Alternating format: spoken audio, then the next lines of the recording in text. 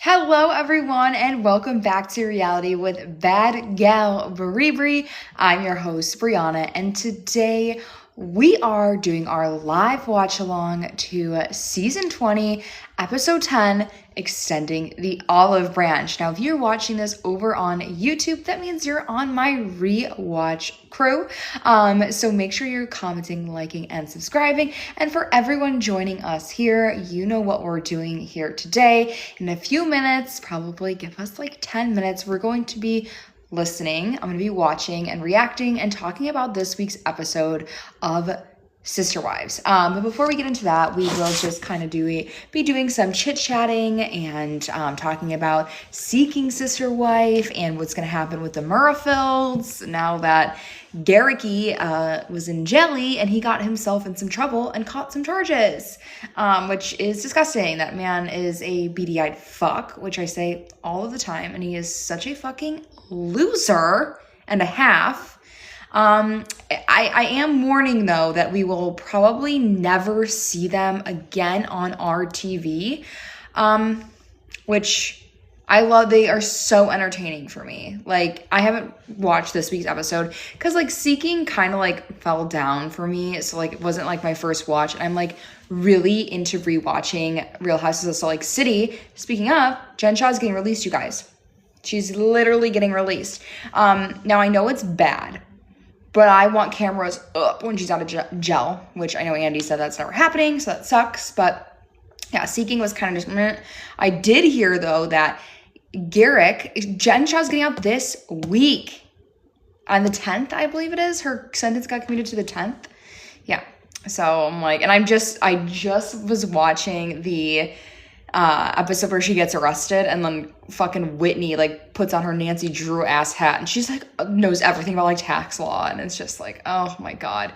But anyways, I'm so excited for everyone to be joining the chat. For everyone that is just joining us, you guys, we're gonna be watching season 20, episode 10, Extending the Olive Branch, here in a few minutes once some more people join the live. And as always, you guys, make sure you are double tapping that screen so this live can get pushed out to a bunch more people like us that love Sister Wives, and we can do all the shit talking that we want and snarking. Also, you guys, if you don't know, I do have a Patreon that's linked in the bio where I do record this episode for Patreon, and it goes on YouTube and my podcast. So if you guys want to join that, again, link is in the bio. I do other recaps of Sister Wives too, like the old seasons, which is so much fun. And I just did the season 16 where MERI brings her sweet turkey Kody. So check that out. It was a really fun episode to like go back into. Hello, Rhonda. Welcome into the stream. Okay, you guys, let me press record here for my podcast. Give me one sec, and then I'm going to make sure everything looks good. Okay, give me one sec, and then we're gonna kind of talk some Murrahfield and okay. All right, everyone, welcome back. I know for all my regular podcast listeners, nothing happened, nothing changed, but just want to do a short little intro before we dive into the episode. We are going to just chit chat here over on TikTok, YouTube, wherever, about the Murrahfields, Seeking Sister Wife, and like I was just talking about with everyone on the live, my rewatch of Real Housewives of Salt Lake City, and also for any of my other Bravo watchers, has anyone went into and watched VPR yet? I am dying to know how it is. I don't know if I can stomach not having like some of the OG people on my screen. So I'm going to watch that and we'll just see how it goes. But as for this week's episode of Seeking, I was just telling everyone in the live that I did not watch it yet, but I kind of know what has happened. And that is Garrick tells Danielle, we are not going to find someone in America. Okay. We're going to find someone probably abroad again. And I am just paraphrasing here. And you're going to marry her. You, Danielle, are going to marry her because now I'm married to Lorena. Well, probably not for long. And I am so sad they're not probably going to be on our TV anymore, but we still have the Davises. And I'm so happy they have split from Teresa. Okay, that was just like, it was a really weird season for them. I don't know what happened. They weren't my favorite. Obviously, the Merrifields are always my favorite, and I hated. Besides now, like obviously we cannot support abuser, right? Even though we knew that's what he was doing the whole time, it just wasn't like in our faces as it is now. And yeah, Nameless in the chat says Danielle was groomed. It's so sad, and I'm so sad for Lorena. Yeah. I have like a hard time with Danielle. Like I always say, like if Lorraine is a victim, is a victim, then it's quite possible that Danielle is too. But she's also complicit in a lot of it. I think as well. And I wonder what Lorraine is going to do. I wonder if she's going to go stay in America, or is she going to go back to Brazil? But now she has this baby. That I gotta go have that baby, as Kody once said. And I wonder if she's gonna go back, but she has the baby. She has baby Sarah. Like, what is she gonna do? I don't know. It's really sad. And I did hear some tea. Fuck, I screenshot it. Let me see if it'll come up on my computer and I'll read it to you guys. I was gonna make a TikTok, but I forgot. Oh my god, and you guys, did you see Kody Brown's new latest cameo? Wow, my god. He is trying to take back, it's a knife to the kidneys. He's trying to take that back and like make it a little ha-ha, hee-hee, like funny, because he's talking about like, of course, working out in his diet. I don't eat sugar. And that he's like, yeah, it's like a knife to the kidneys. It's like, okay, Kody, it's not funny when you do it. But then, you guys didn't see my TikTok today, he was talking about, he was talking about the Polar Express and how that's like their tradition is they bake cookies and they watch Polar Express. And then he's like, it's my favorite movie. And then my brain immediately, I'm like, Meri Brown just posted how much she loves Polar Express and she just went to go see it in theaters. I'm like, oh my God, Jen got that call and she's just like, Jen, I'm Meri. Jen, did you see that Cody said his favorite movie is Polar Express. Do you think it's because he saw my post? Should I call him? Maybe we could go see it together. And Jen's like, fuck, no, Meri. Just when I thought you were out, and you were like moving on with Amber, and she hasn't. And again, his teeth are looking crazy. And someone in the chat said, let me just scroll up so I can get your name. Army Girl. Hello, Army Girl. I'm so happy to see you here in the chat. Says, he made the cameo about himself like usual. Exactly.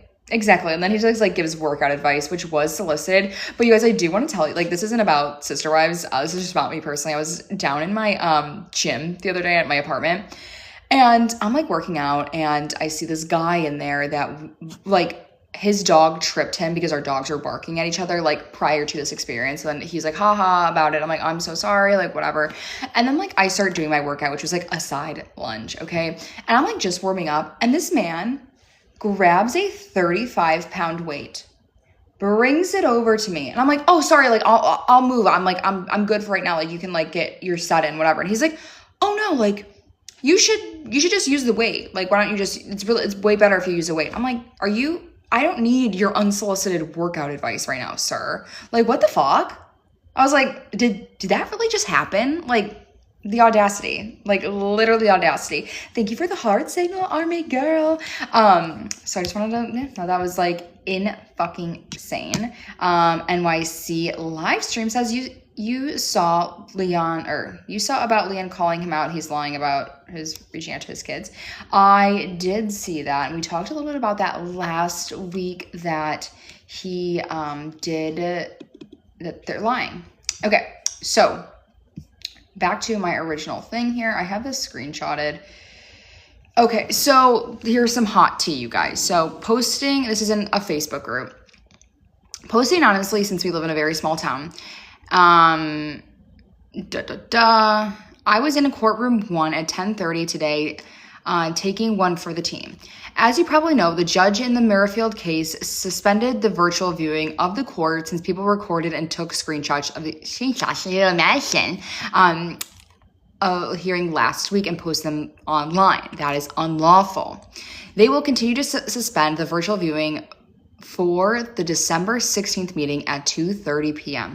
The judge, the prosecutor, and even Garrick's attorney knew nothing about the screenshots and recordings being shared until today. Okay, Garrick, Danielle, brother Sam sat on one side of the courtroom, Lorena and her court advocate sat on the other. Sam looked disheveled. Danielle looked very sad. Of course she did, my sister. And Garrick did not look like anything. Again, probably a weird beady-eyed fuck, just blink, blink, blink, blink. Lorena looked beautiful and dressed professionally. Lorena spoke through an interpreter and asked if she and her child could have electronic and public contact with Garrick.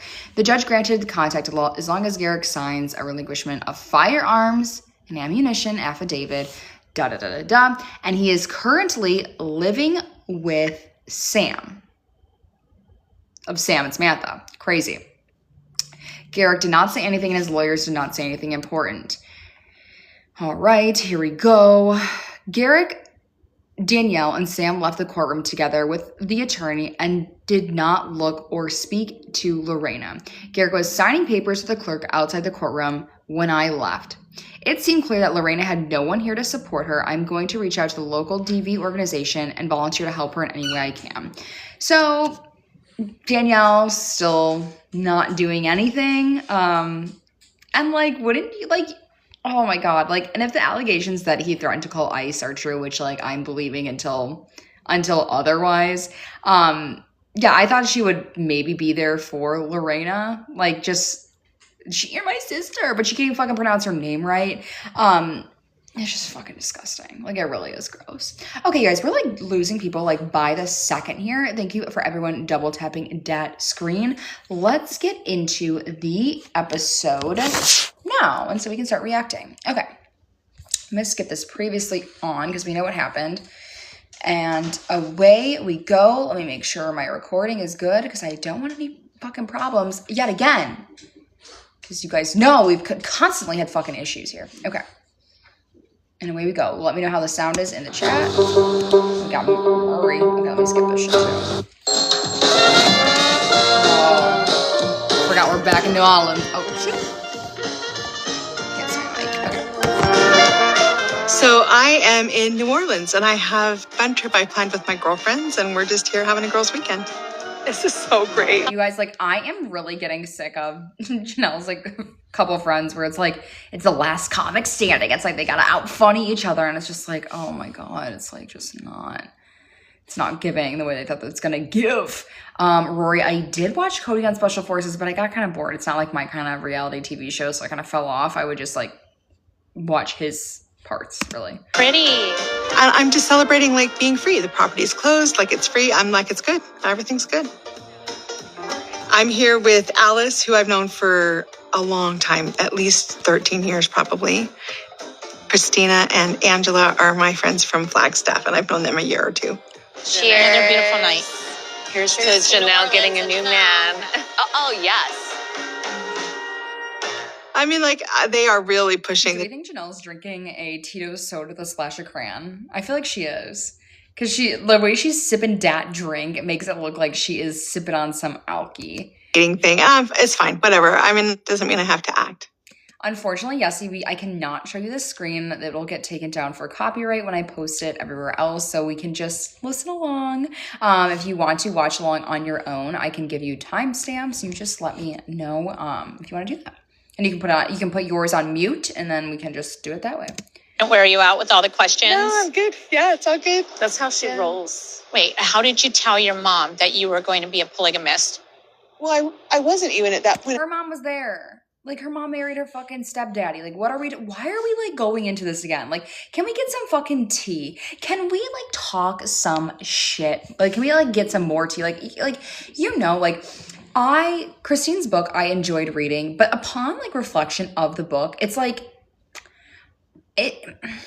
upon reflection of the book, it's like, she literally just said everything that we've seen, like, and, like, corroborated, like, everything that we felt and we thought we knew, but, like, no insider, like, tea, other than, like, again, what we saw on TV, and, like, just, like, fucking workout advice. I'm like, Christine, I'm not taking any workout advice from you. I'm not buying your Plexus. I'm not buying your bullshit. So, like, I know, we know about, you know, Janelle's mom marrying her Win, right? And that lore, like, I love it. Like, that is my favorite lore. When I talk to people about Sister Wives that have never seen it, I'm like, oh, get this. And I tell them about MERI and Janelle being MERI's ex-sister-in-law and like how crazy it is and how it's fucking wreath.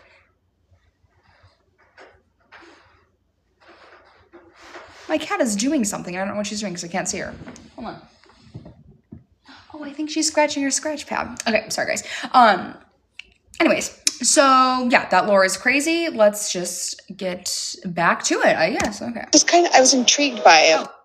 My glasses, before we get back into it, and timestamp, we have 40 minutes and 18 seconds left. I'm watching on Discovery Plus, and my glasses are Ray-Ban, but they are from America's Best. America's Best. So I was originally introduced to the idea that polygamy was an option at the very end of high school. For a long time, I just had my token. This is where we say, when I was dating Mary's brother. Polygamous friends that would like party, something they would talk about at parties. And Again, Mary and Kody. They made it a spiritual thing. I prayed about it and I just really felt strongly that that was my life path. When I was starting to talk to Kody and I'd met the family, I was really intrigued. My mom's like, oh, heck no, heck no, heck no, heck no. My mom came to save me and ended up marrying Kody's dad. And that's it. If you can't beat them, join them? I don't know. What? My mom came. Like, what the fuck was that? Also, like, babe, oh my gosh, Callie's using these stickers that I made for the fan club, which is a boot lamp. It seems like destiny, you guys. Check those out. I love them. But like Janelle, I fear, is just skipping past that this is Mary's family that she knew that were her polygamous friends. Okay. Saved me from the polygamous because no daughter of hers was going to marry into some crazy. Yes, Lilith. It is Tyler and Carly's parents' teen mom core, 100%. And she ended up marrying Kody's dad, and they actually got married 3 months before we did. When they decided to get married, I was like, "That's gonna be a little hard to explain, but all right." It was a little weird at first, but I'm like, okay, it's great. Like, Janelle, Kody's mom, is like a doppelganger of Robyn. Like, they really look so similar. No wonder, and like Janelle's mom's a fucking smoke show. No wonder why when Janelle's mom, Grandma Cheryl, got there, he was like, all right, fuck it up. I'm like, Bonnie, I think Bobby. Bobby's the other one that we never see on camera. But man, Janelle is just, Kody's got some mommy issues. Like, let's be so for real. So mom's okay with first husband from polygamous family, I guess. Yeah, as long as he wasn't a polygamist. Oh my God, I need to get like something to. Somebody's here with me, I guess, because a lot of my family did not understand my choices. They were hesitant to still remain in contact with me just because they thought I'd gone off the deep end. You don't even know any of their names. Yeah, I do. It's Cheryl, it's Janelle, and Wynn, okay? Whose names do I know, babe?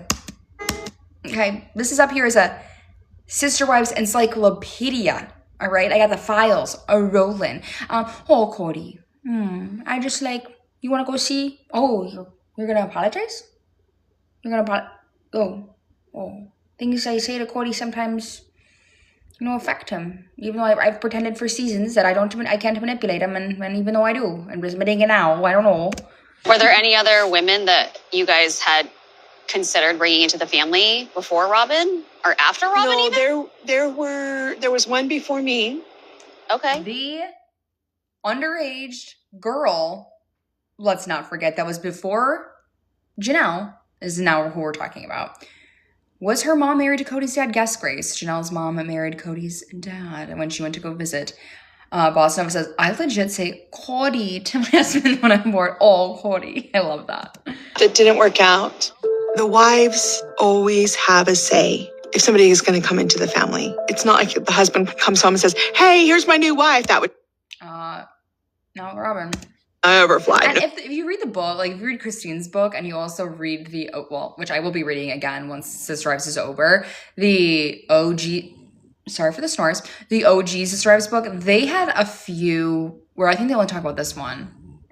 Oh, Christine's book. It was Christine's book that she said that Kody was flirting with a woman over the phone and she called her freaking out that like they were flirting, got mad at Kody for flirting with the woman. So I would, I'm saying, I love Janelle. Janelle is my queen. She is my number one sister wife, but I think we're doing some revisionist history here, I will say. No. She dodged a bullet. To be honest with you, like Alice knows. It really was a beautiful, honestly, it was a beautiful marriage. And they're all like talking shit. Alice here knows like Janelle for a long time. And she's like, no, because it also, you know, it wasn't like they had it going on before Robyn came in. I think the ending was inevitable once Robyn entered the chat.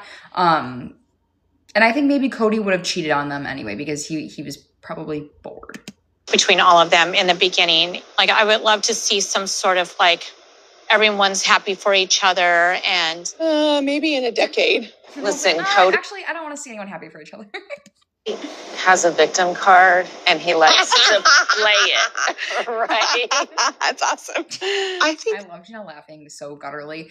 For anyone that needs to know, the timestamp is 38:21. People change, right? And especially in long marriages. And when he turned 50, that was a big deal for him. Something happened, I think. He had a different perspective or something on his life. And I think he just was like, I don't know what I want to keep doing this, right? I don't know if I want to keep putting all this effort into this family. I'm putting words in his mouth. Oh, here comes their beautiful food. Yes. What a piece of shit. And I listen to We Love to Hate Everything, and they are covering season 15 now on their podcast. And this is a season where Kody says something along the lines of like, I'm doing too much. Like, this is where the family really starts to fall apart, is season 15.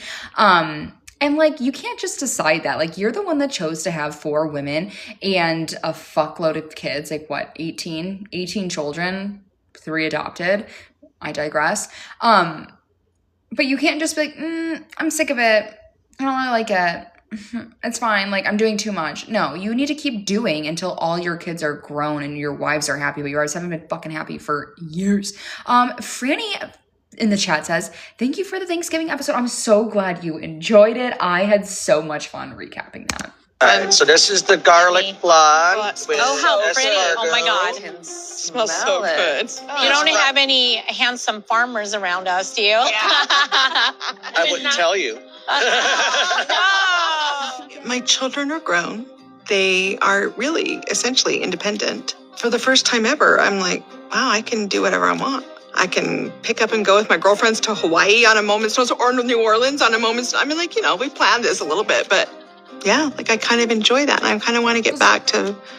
Those are like the 2 things Janelle has done like crazy. It's like go to Hawaii and then do this. It's kind of funny. Thank you for the hard hit signal. A person in there who used to be a little more spontaneous.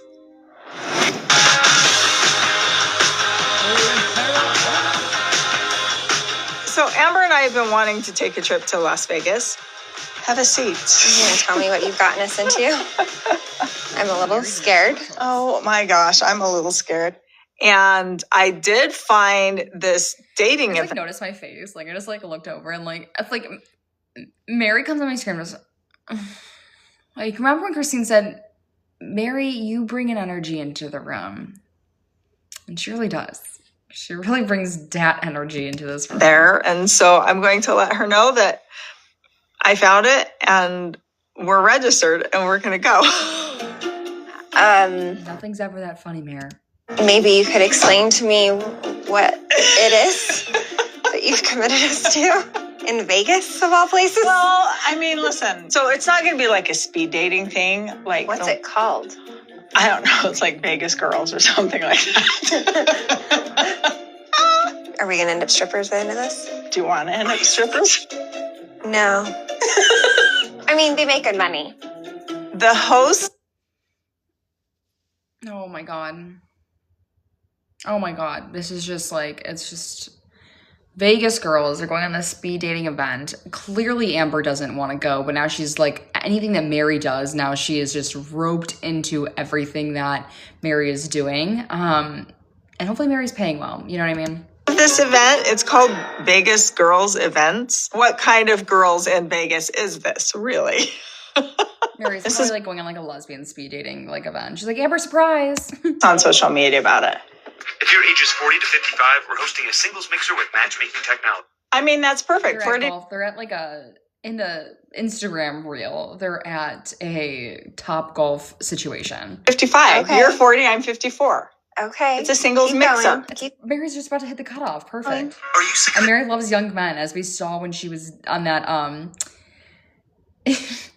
when she was talking to that young guy, and when she was talking to Samuel Cooper, not Batman yet. Franny, you are fine. This made me like die laughing. For everyone in the chat that can't see it, or if you're listening back, I don't know, like on YouTube if you can like even see the chat. But Franny says, "Is Mary even attracted to men? Really?" My thoughts always. And we will dive into that later in this episode when it just becomes more and more clear. And what is this dating technology where they don't, where we set people up? You guys, I have Nala, and I think I'm gonna name the cat Frankie, and they're just, you can't see them, but they're both sitting here. dating apps and looking for a real connection? Yes. Okay. I am totally sick of the dating apps. Yeah, they suck. It will be fun. Dating at this age is Weird. oh, I had gone to a speed dating Word. event and Dating is just a word, Kody. It's just really a word. I don't know why. It's just a word. Mary, and I hate, you guys, how we just skipped over Amos. Do you remember when she, debuted her first boyfriend and, there was a dad picture of them, I don't know, some restaurant in Parowan or Salt Lake City, and everyone, found him out to be a dirty John, and then we just don't even talk about him. We just pretend she went from Kody to now she's just single. Let's talk about Amos. Where the fuck's Amos? Salt Lake City a few months ago, and I met Ron, and he and I are still in touch. We're still talking. Yeah, there's no pressure with me and Ron. We're just kind of seeing what happens. okay. So we have Fuck! I accidentally paused the podcast. Hold on 1 second. All right, you guys. As you know, this happens all the time over here on the podcast where I accidentally paused, okay? We didn't miss much. I just noticed it, so there shouldn't be too much of a lag in the episode. Again, apologies. So here we go. We're going to start it again. Our timestamp is at 35:43. Back with Mary and Amber. white t-shirts. Why? What is this with white this t-shirts? You don't know what white t-shirt?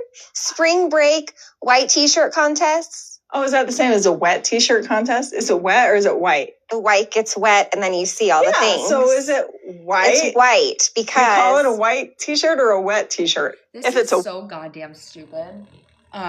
It's clearly we all know what this is. And for Amber to be well, you can't wear a black shirt. Amber, we get the point of it. The point is to judge the girls, okay? That's the point. You're not gonna wear a black shirt to do that. And so then you what if say it was a white, there we go, t-shirt contest. Everyone just shows up in white shirts. And do you guys think this this is kind of dawning on me, this is my fourth watch of this episode. Do we think that they planned this conversation? Because the first time I'm oh my god, this is so goddamn stupid. But this to me now is kind of seeming they're this is a bit that they planned out to be oh my god, we're just two goofy girls. Is it white or is it wet? It's so clearly a bit. I don't know how I didn't see that from the beginning. This is so clearly just what they thought was funny. white t-shirt, but it's not wet. It doesn't have the same effect as if it's a wet t-shirt that is white. Thanks, if you Mary. wore black and you got it wet, it wouldn't be the same thing. So it's a white t-shirt contest. You guys, I'm seeing a little herp on Amber. Oh no. Just make sure though that when we send texts of this to each other, we also put in emojis. Emojis. The eggplant. Is that so funny? No, it's not. It's not funny. An eggplant emoji shouldn't be funny at that big age of 54 and 40. Okay, I am 29. I don't find the eggplant emoji funny at all. It just means a dick. It's just a dick. I don't know what we're talking. I don't understand. I really don't. I also just want to show you guys, for everyone watching, I just want to show you how cute the animals are behind me. Frankie allegedly, and then we have Nala right here. I love them so much, and I just am so excited that they get along so well. Okay, let me go back to this, and should we put on this is the face of someone who looks like they got really bad news, but that news was actually Kody when you said you were going to apologize to the sister witches. That's really weird. I don't know why you would do that, Kody. Okay. I'm sorry for everyone who's listening. I just put up a busted-ass picture of Robyn. Oh, and jump scare, MERI doing her hair. Okay, hold on. Let's go back. Okay, there we go. Okay, sorry, guys. Okay, perfect.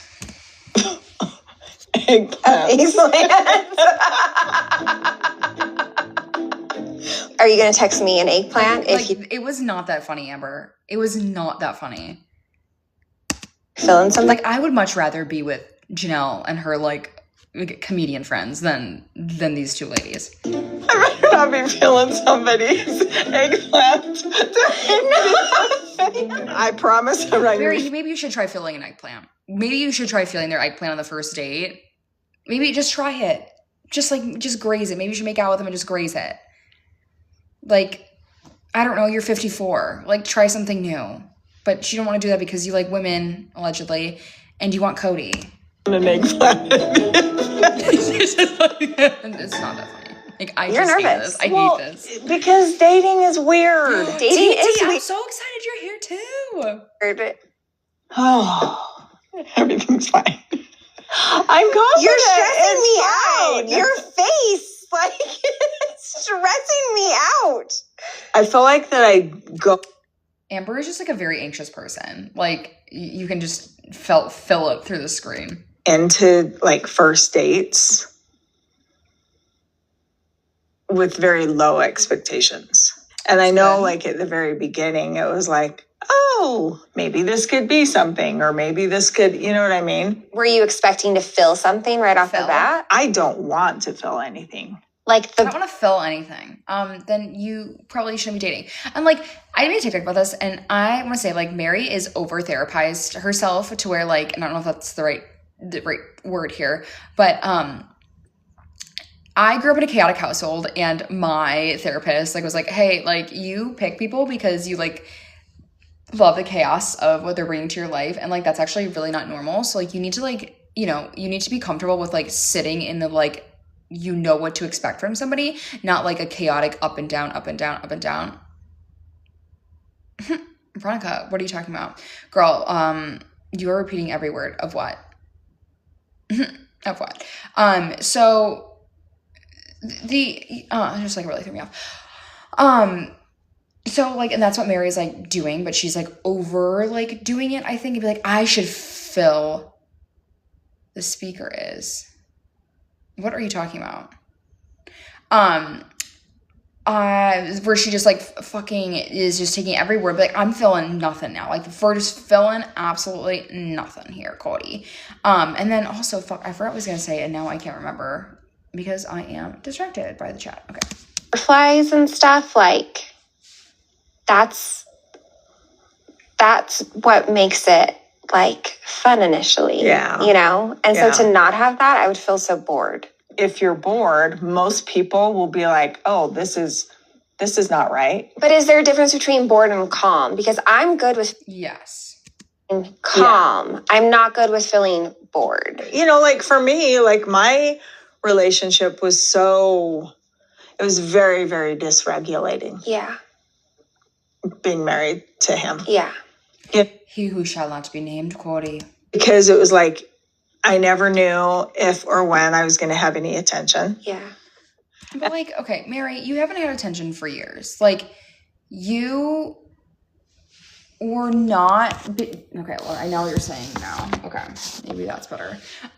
You were not given attention for, God, the last 10 years from Kody, and so to like still be in this place of like, I don't know, like, I'm doing my Robyn. I don't know if I'm gonna get attention from Kody. I'm just like, I'm really, really worried. I'm just like sitting here, like, I don't know.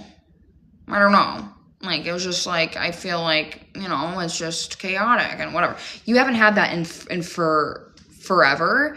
And this is something you should have worked out like a long, long time ago in therapy. And yet here we still are. And this is why Worthy Up does not, like, this is why nobody is buying into Worthying Up, okay? Because it just, like, she doesn't She doesn't ever worthy up. And like, she hasn't worthied up. And it's just like, it's a grift is what it is. That kind of relationship obviously was not healthy. Thank you, Melissa. When somebody gets very excited and get the butterflies and you get like, oh my gosh, this is just so amazing. Is he ever going to be around? Is he going to show me affection and attention when he is around? When it's boring, it's just more grounded. You don't have that roller coaster of emotions. And so I never knew what to expect, and I don't want to feel like that. Yeah. I can recognize, okay, I'm feeling calm and I'm not like, oh my gosh, I need it so much. I also do want to say, I think there is a difference between like being like the chaos and the calm and like the boredom. Like it's very different to feel calm and like content. I feel like they should be using the word content and not chaotic. There we go. I'm really glad that when you're bored, you're not happy, because there's such like that spectrum too. And like I struggle with this in therapy where like, or just even in my life where I would date someone like so like insane because it was so chaotic. And then I would go like date someone like the exact opposite who was like this super nice guy. And I'm like, okay, like I really need to be with like someone like really nice. Then I get like really fucking bored. And then I go back to that. And like, I get what Mary is saying here. But again, in practice, she has not been with this man in the past 10 years. With me, and that we're doing this together. Yeah, I'm a little bit nervous about this one. Join a daddy. Should we find you a daddy? So I was like, no, I want my mom to stop talking about random men, please. Thank you. Okay. Fast forwarding 10 seconds. We are at 32:05. We're in Utah at Jack and Jill Lanes. We're gonna be with David and Christine and Isabel and Truly. Hey, what size shoe? I believe in 8.5. We're gonna go bowling today. To be honest with you, I haven't been bowling since, I think Isabel was 12, I think, when I went bowling last. Okay. Truly's probably like, I haven't been bowling since my dad tried to murder me when I had the flu, so. Oh my God, why would you do that? That's just horrible. I am honestly not a fan of bowling. I think 8.5 is a big foot. Because aren't like bowling shoes like men's sizes? Like, and Isabel's so tall, so she needs damn big feet. Terribly boring. But even if it's like something that you don't really like, just being with people that you really like is awesome. No, David. Isabel is so gorgeous. Close. Better. And Truly's looking like she's exiting her like mega goth era. Wait, no. No. God, they're a lot. Truly and I, we still have our hugs like this. If she's in a bad mood, I'll be sarcastic to her and she'll snap out of it and we'll be just fine. Your shoes untied.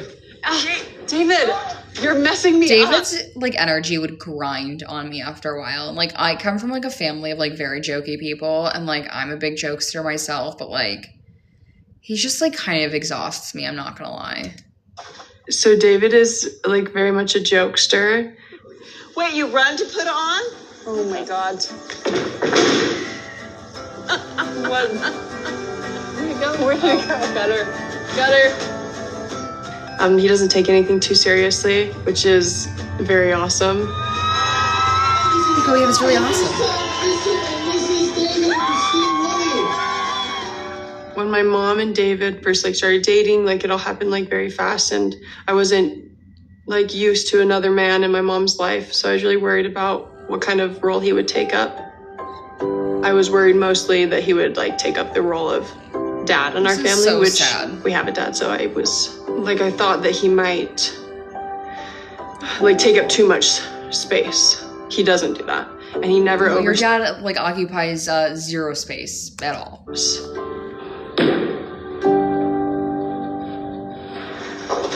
Okay. When you're throwing the arm down, you're turning it this way. Turn it out a little bit. Okay. He's like very respectful. He's very respectful of my dad. He's very respectful of my mom and her kids, and that she is a mom to us, and that he is her husband and not her dad. And so like that's a hard thing to balance, especially like if your dad isn't like very like prevalent in like your life. What, Isabel, honey? My dad and I do Oh not my talk God. very often. No. Yeah. Oh. My dad and I are like close. But I wonder why like she did that. Like, do we think that's like a little like Tourette'sy? Is it close? So my dad. But she is so gorgeous and so beautiful, and her fucking loser ass dad is missing out on her life. And like, these really are the forgotten brown children from Isabel, Gwendolyn, Truly, Savannah. Let's throw Gabe in there.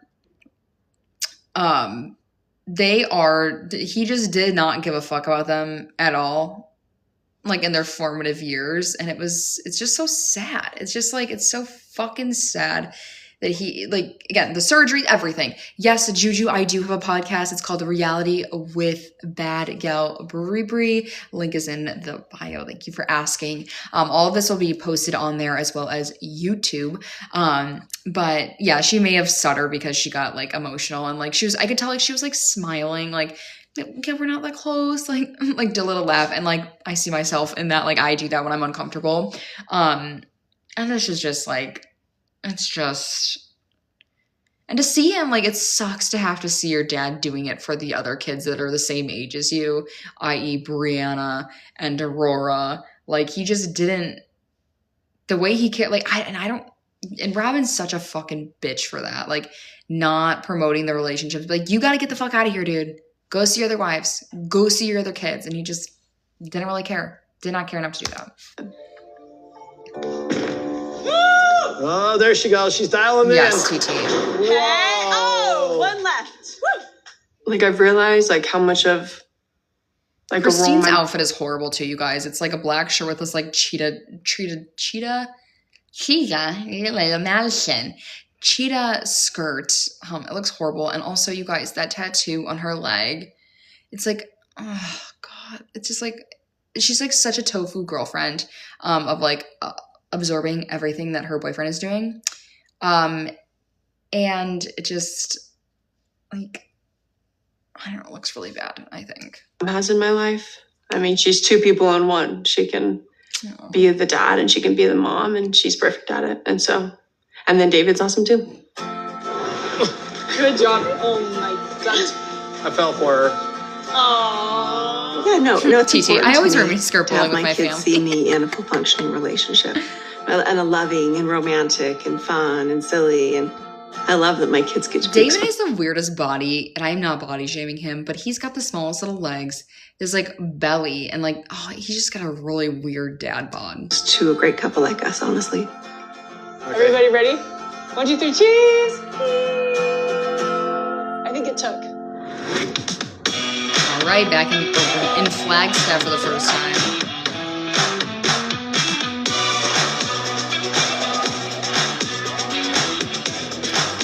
Oh, the shy pretty wife is just walking in. They're going to that same restaurant they were at before, and they're at the same exact table.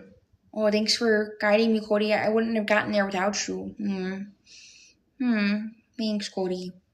Yeah, you can pull out my chair for me. Chair with you in it, not a problem. Oh, I know.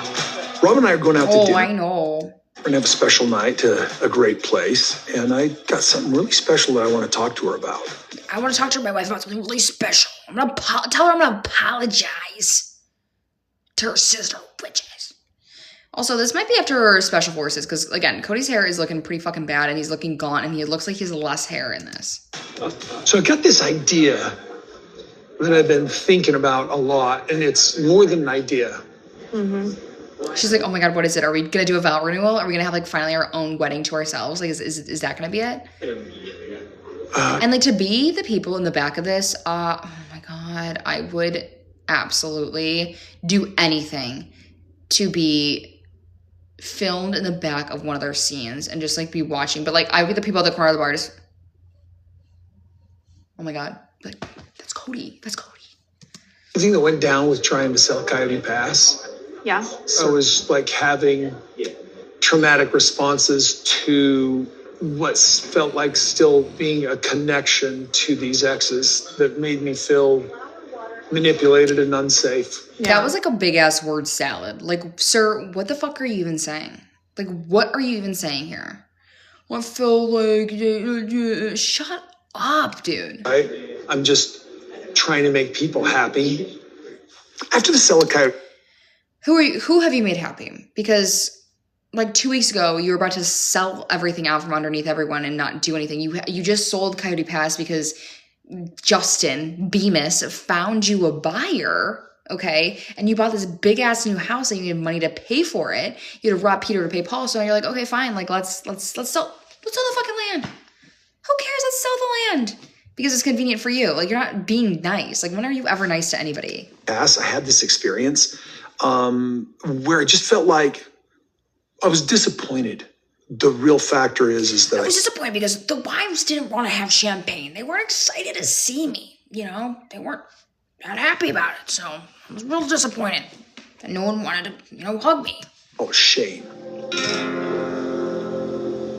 All right, well, looks like it's all coming together. All right, I'm glad it's done.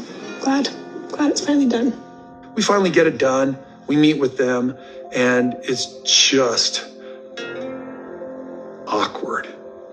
Yeah, and it's because, okay, I know we beat a dead horse last week with this, but it's like because you guys made it awkward. Like, everyone made it awkward and uncomfortable, but especially Robyn and Kody of just, like, staying in their cars. They were late. They showed up late. They should have just been like, hey, guys, hey, how's it going? Break the ice, but Kody can't because his shy pretty wife is just around, and no, Kody, don't say hi. No, I'll be jealous.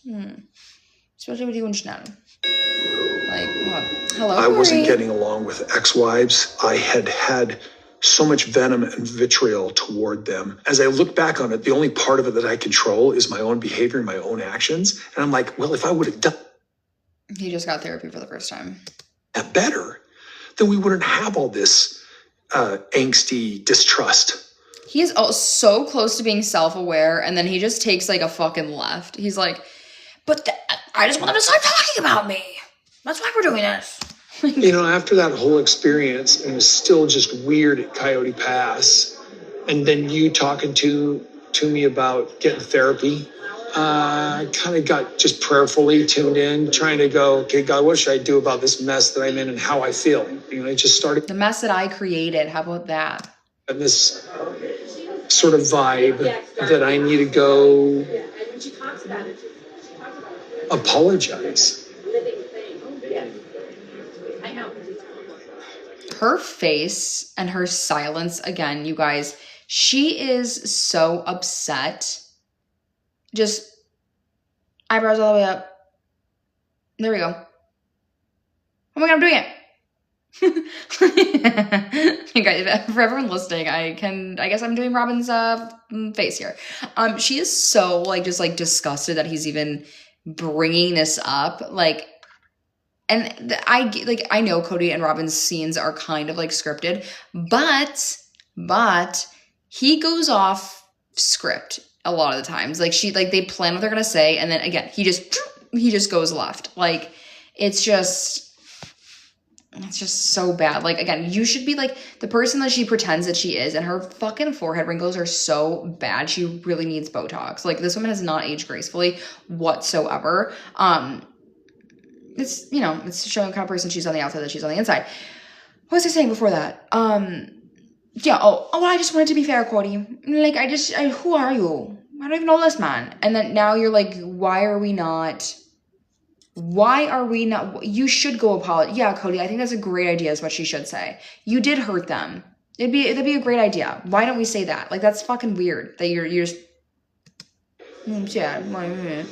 Just with what I need to own about the breakups, about how things happen with the family. I don't know how to say this just straight as I can. I want to set him free. Just get him to. Her mouth is open, and she's looking at him what? Huh? You take responsibility? What? You can do that? Stop thinking, talking. You don't need to do that, Kody. You didn't do nothing wrong. about me. So how are you going to do that? I go and How are you going to do that? Robyn, be so fucking for real. You just say, I'm sorry. Apologize. She blinks, throws her head back. I apologize. What? Oh no, Kody. Oh, you can't apologize is what she's thinking. Like, oh, we can't, me no wrong. Me narcissist. Me can't be wrong ever. Me can't take ownership for my responsibilities ever. So me no understand. Me no understand being sorry. Me no ever apologize to anybody. I'll never forget when Christine and her, when they both had their fucking babies, they go to this lunch spot. It's like some sort of cafe. Oh, fuck me. Okay, hold on. I gotta text my boyfriend. I will still be live streaming. So please, so I don't know what you don't know if you want to come in. Okay. When her and Christine were at that cafe and they go and Christine apologizes to Robyn for being like mean or like not understanding her and her coming to the family and stuff. And instead of Robyn being like, no, thank you so much for apologizing. I'm sorry that you felt that way. Like, I'm sorry that, like, if I had any account, like, or I did anything to also make you feel that way. Because, like, she was putting a lot of the blame on Kody, which it is Kody's fault. But then she also didn't, she didn't ever take any ownership for anything. Ever. She never does. Because I'm angry and I'm just sick of it. And there it is. And I'm angry and I'm sick of it. So that's why I'm apologizing. When he first told me that he wanted to meet with the exes and apologize, I was like kind of sort of shocked. I was like, and then she's like talking really soft here. Like, I was really shocked that he wanted to like meet with them and I didn't really understand why. Really? I was trying really hard not to give him too much reaction because I was just like, here it is. I was processing it. He says a lot of things that may not even happen, so. Oh. Did she say the other part yet? I don't know. Am I just missing it? Okay. Apologize for being angry when they wanted out. I don't think you should be so hard on yourself about being hurt. That's pretty normal. Like, and this is exactly what I think she does constantly, is where she always is like taking the blame off of him so it makes him feel better instead of allowing him to take ownership and responsibility. And that's why he never thinks that he's fucking wrong, because she's like, yeah, I for being angry when they wanted to leave, I shouldn't have done that. And like probably someone showed him the clip and reminded him what he used to say, which is what we brought up a couple episodes ago. And now she's like, oh, you shouldn't apologize for being hurt. He did a lot of fucked up things. He said a lot of fucked up shit about these women. I was never attracted to her. I mean, for God's sake, he wrote in a fucking book that his wife was chubby and then proceeded to have 6 fucking kids with her. He said the nastiest shit about Christine. He didn't go to his child's surgery. He did above and beyond all these things. And to be like, well, you were hurt. It's okay. No, you like, we've all been hurt in our life, and we all don't hurt the people closest to us when we've been hurt. Or if someone wants to leave, you can leave. Like, his reaction was completely not normal. It was that of a man that has been red-pilled and being rejected for the first time in his life, because he's like, and this is just his thoughts, not mine. How can these fucking fatties, how can that ugly bitch Christine leave me? Huh? How could she leave me? Like, she was always the one that was gonna stay. And like, he was so used to just women pining over him and like loving him. And now that these women that he thought were undesirable, in quotes, and like, I think Janelle and Christine are gorgeous women, and MERI is cute. And he was shocked. He was so pissed and hurt because he was rejected. And that's exactly all that was. Oh, but here's the thing. Because I got angry, Yeah. I caused other hurtful issues.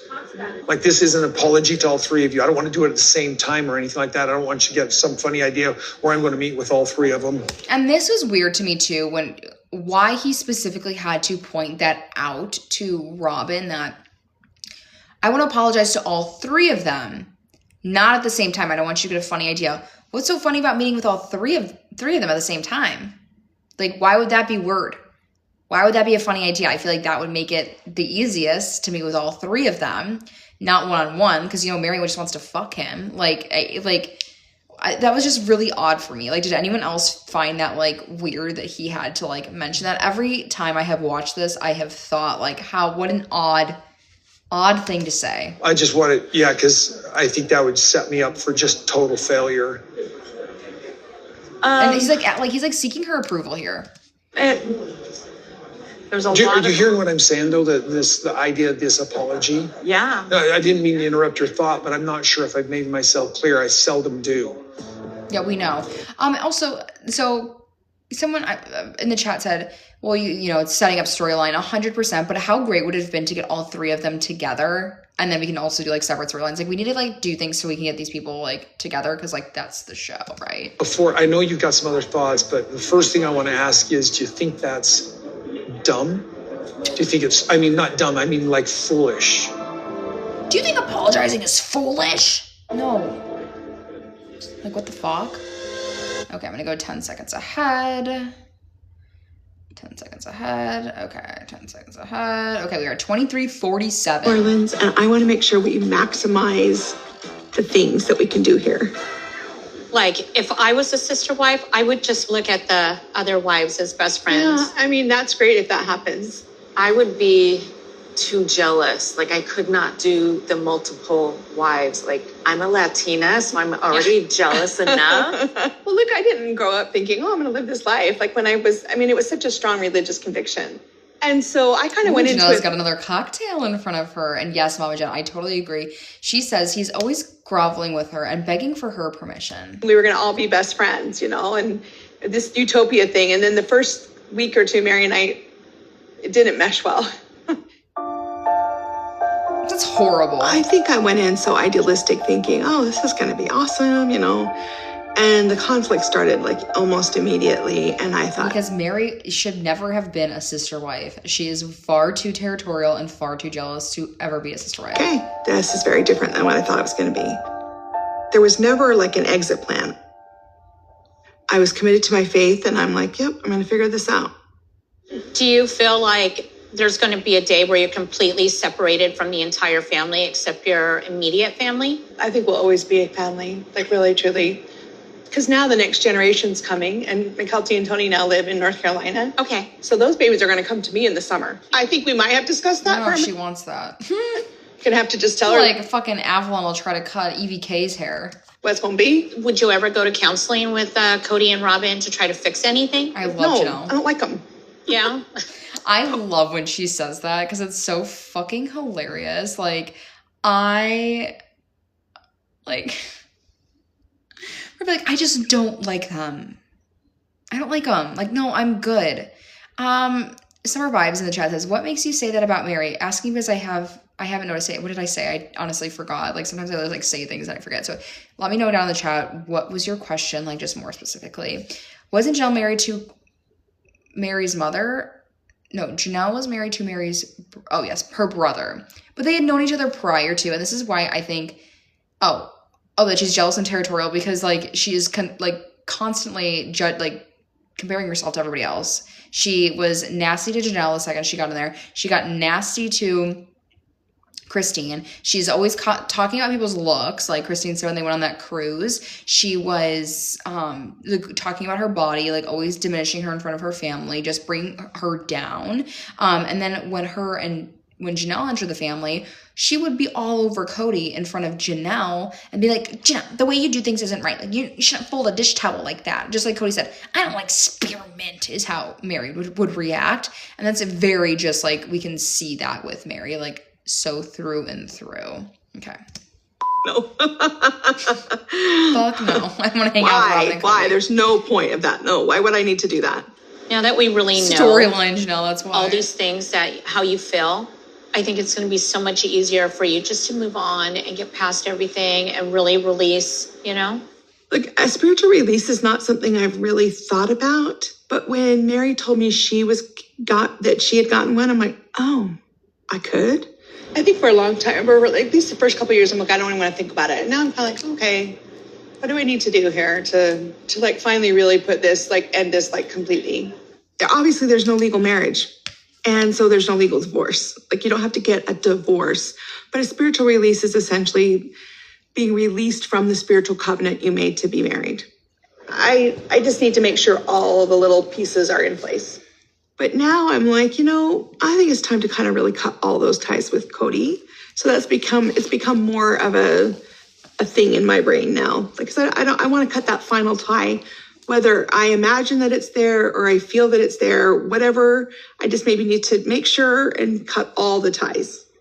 I don't want to so what? And it kind of seems more authentic for Janelle to me for her to get a spiritual release rather than Meri. I don't know why. You guys, I am a Meri hater. But it just makes I feel like Janelle doing it is just a zinger to her.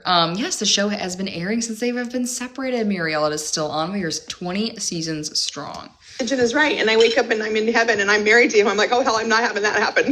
Do you know what I mean? So she's gonna be send me back. Get him I was like, fuck, if this afterlife thing is real and I have to be with Kody and Robyn, oh fuck that. I want to make sure every way that I am out of there. I don't want to be married to him anymore, you know what I mean? I agree, Shelby. Fairly legal club. Kind of like polygamy. Yeah. Now here we go with the She's a one-liners. different animal at night for sure. This is Janelle out of the shell. Janelle in the wild. My girlfriend's a Janelle out of the shell. Again, we're doing all of our jokes here, and they're all not fucking funny. We should throw beads. We should dance. And I'm like, I don't know. Thank you, TT. Janelle doesn't know. You guys, and you know how much Janelle hates dancing? You know how much Janelle, hates being put on the spot, and these girls are making her dance, getting her out of her comfort zone. At this point, Janelle, you're talking about how, oh, we do all these crazy things. Janelle, flash us your boobs. Let's see. In such a conservative culture. We didn't drink. We didn't smoke. No premarital sex, nothing. It was so conservative. And here we are basically in New Orleans participating kind of in Mardi Gras, right? Which is really fun, a big party.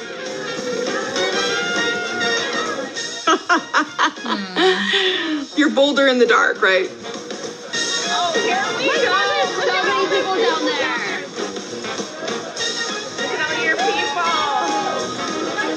You guys, again, I just want to point out for everyone watching, me watching Janelle's scenes, if you guys are not watching this on the rewatch, and for everyone that is currently on the live watching, I'm smiling watching Janelle and her friends, and when it's Meri and her friends, there is just a wave that just comes over me, and it's just there's Meri and it's just Kody and Janelle. I'm just they're so sweet.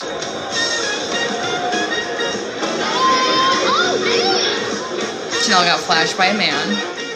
I thought that was awesome. Yeah, I thought it was awesome. A couple of guys were oh, they flashed us. I'm yeah, okay. Your turn, Janelle. She's got that big old fucking... Here we go! So this was really a fun experience. I'm oh, there's a lot for me to still experience in this world.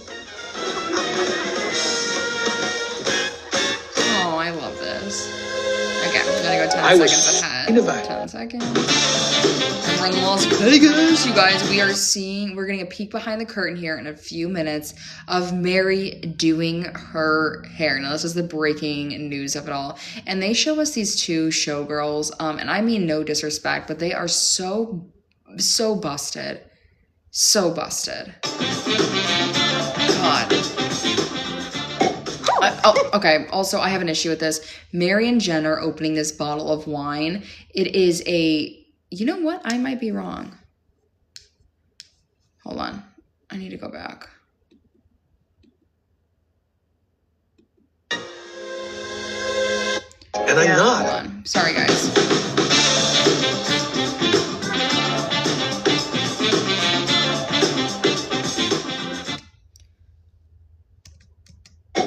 Oh, okay. So I was wrong. I thought Meri, well, it is a sparkling bottle of wine, but it's a regular cork. That doesn't make any sense. And this is hilarious to them. This is so funny that they open a bottle of wine. So hilarious. There you go. I've never opened a wine bottle before. And I know you have. Amber and I got to Vegas. We've got a little charcuterie, a little wine, our favorite things. So good the same wine they were drinking at that girls' night, because Mary just find like Mary knows people like girls like wine, and it's like popular for women to like wine and charcuterie. She's like, so I'm gonna like wine and charcuterie. Friend, this is awesome. Cheers to finding our soulmate. Finding your soulmate. I'm rooting for you tonight. I know. I mean, you know. I know. I'm going. We all but I'm need to rooting find for our you. soulmates. That's at some true. point. Okay, to She finding our seems like fucked up right now. I'm not even gonna lie. Okay. And it doesn't have to be tonight. It's just whenever. Just finding our soulmates, but sometime soon. Because freak man, I'm tired of waiting. Okay, 1, 2, 3. Cheers. Hilarious. Like, I've never laughed at a cheers like that. Like, what is so funny, dude? Now let's go find our soulmates. I don't look at myself as being incomplete if I don't have a partner. My partner will just add to the amazingness that I already am. There. Yeah. Question. Yeah. What if the guy that you like? Okay, so our Miguel in the chat says Mary should have just leaned into that storyline that Kody emotionally abandoned her 100%.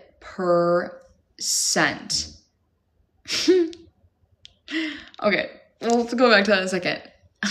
Marcy May 1996 says, are you that unhappy with yourself it bothers you seeing someone else enjoying themselves? No, but I am a hater, okay? And Mary, it's all fake and phony, okay? It's not that real. And she's forcing the happiness. She is forcing the hilarity. She's just trying to be so funny, and it's not funny. Like, if it was actually funny, like, you just saw me enjoying Janelle. I was just smiling along with Janelle and her girlies. Also with some, like, you know, being a hater, because that's what we do here. We snark. But, like, girl, be so fucking for real. Like, it's just like, oh, God. Anyways, Mary should have definitely leaned into the storyline that, yes, it's performative. Mary should have leaned into the storyline that she was being emotionally abandoned by Kody, because everyone would have felt bad for her, because everyone could see it. Mary was the last one to see it, though, because she's still talking how, like, it's going to take her a really long time to get over Kody. What do you mean? You cheated on that man. You emotionally cheated on that man. Like, His name is hello? Kody. What? This is so stupid. What? What if the guy that you like tonight, his name is Kody? How do you feel about that? She's like, Amber, that's so fucking stupid. Why did you say that? I quickly just rolled my eyes at we you gotta and lock looked this away. person in the I mean, I chat. kind of rolled my eyes when I asked it. There's a few names that I think I would just pass on, and that is one of them. What are the other names? Christine's husband, David. I feel like that would be really weird. Yeah. You know what I mean? Mm-hmm. I mean, it's great for Christine. I am Okay. so happy for her. That Sorry, she has guys. a I had baby. to, like, unblock, or I had to block somebody because they kept posting in the chat. Let's go back to it.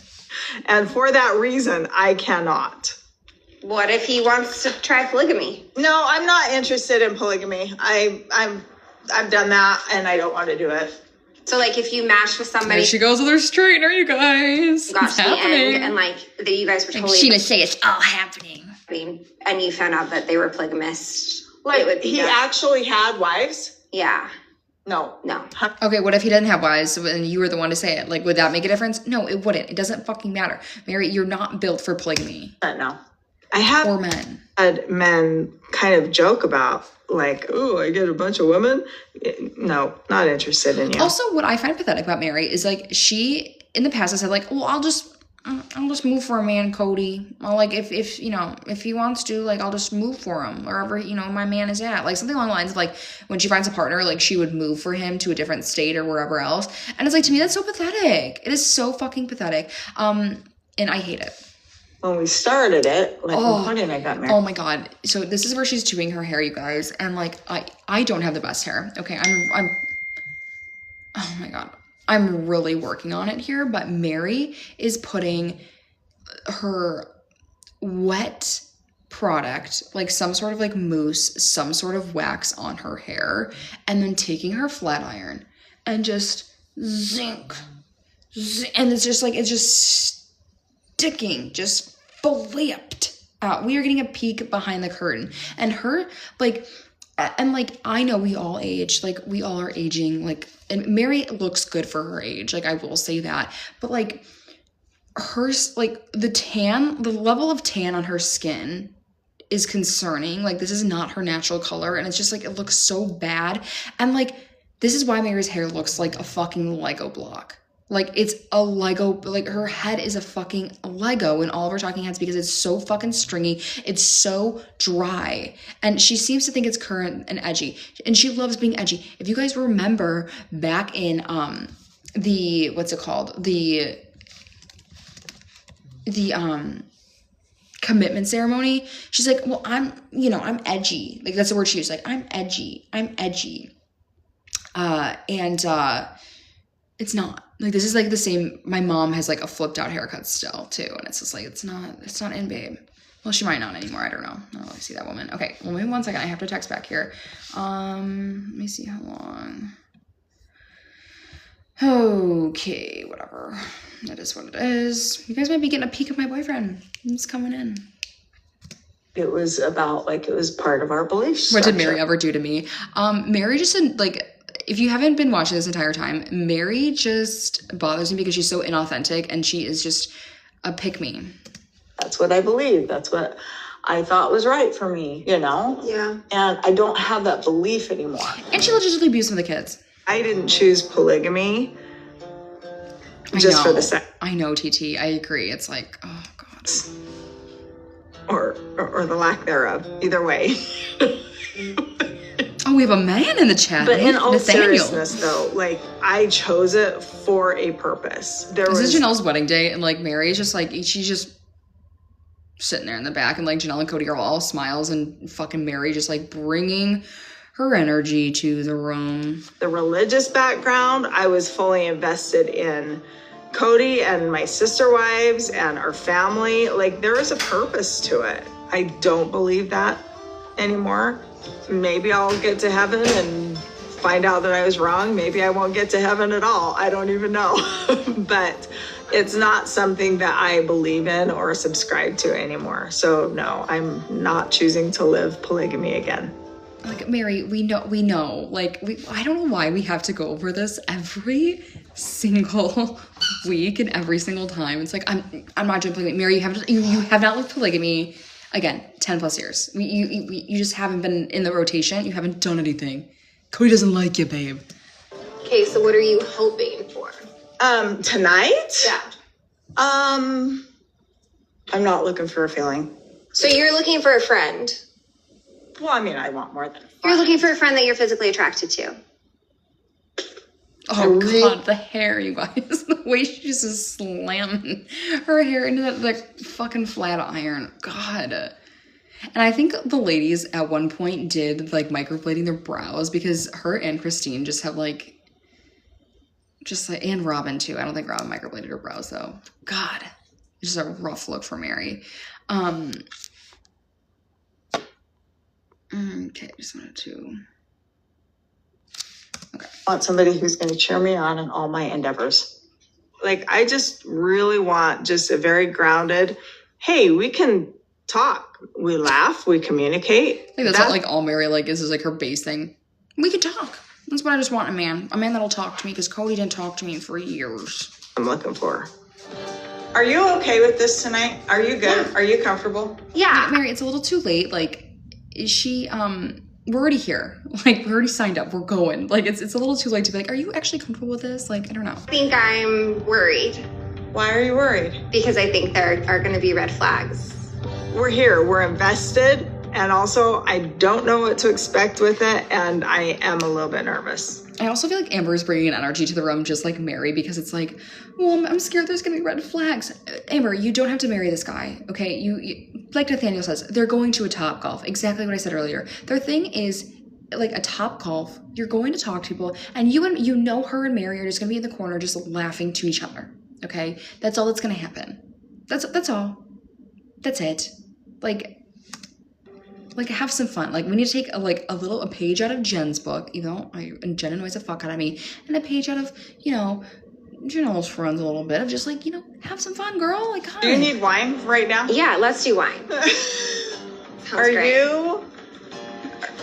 Yeah. You're good? Do you need more? Yeah, let's do more. Again, this isn't what is so fucking funny. Okay, we're back with Kody and Robyn.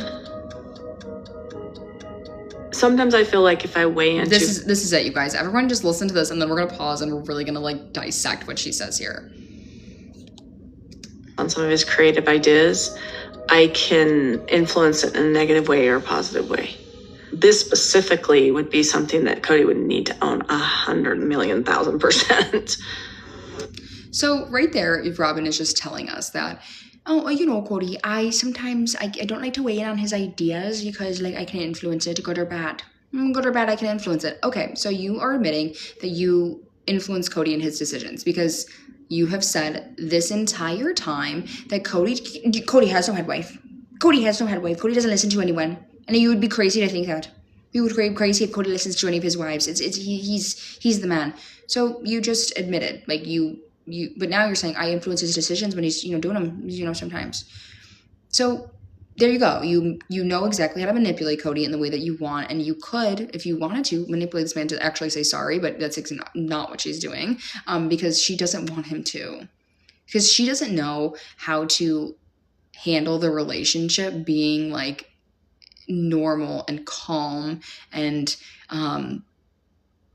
like a stable relationship, because their relationship is off the backs of talking about the other women and having all of this drama that she doesn't know how they would even begin to, like, come together with it. And again, I just think it's crazy that she just said the loud part out loud. Well, we've been saying for years that she is the one that's making all these decisions, and here it is. And I really fucking hope that they bring this up at the reunion and they play this for Kody. Be like, hey, so, like, Robyn says she can influence your decisions. Like, what do you think about that? Because he's big dumb, and he doesn't get that Robyn knows how to manipulate him. Like, because this man really does think he's making all of his own decisions, but it's all Robyn. It's all Robyn, and she knows that. She literally knows that. And Nathaniel, 100%. He says in the chat, the way Robyn takes zero accountability for, hold on, this is a great one, for what happened to the family. She takes